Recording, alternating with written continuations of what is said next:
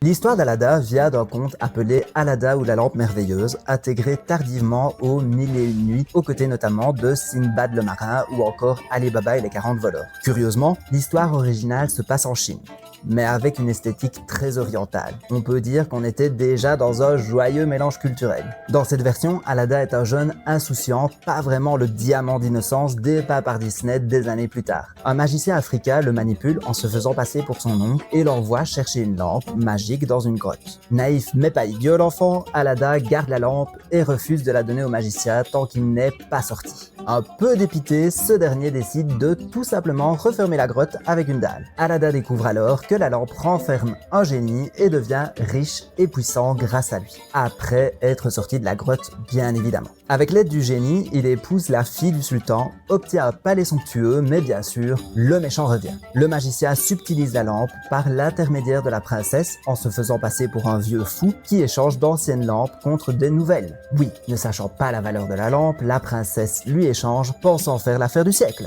Comme depuis le début, il n'est pas du tout intense dans ses réactions, le magicien déplace le palais en Afrique et là, c'est la princesse qui sauve la mise en piégeant ce dernier avec du poison. Petit passage qui sera d'ailleurs repris partiellement par Disney plus tard, puisqu'elle le fait en usant de ses charmes. Aladin récupère donc la lampe et son palais.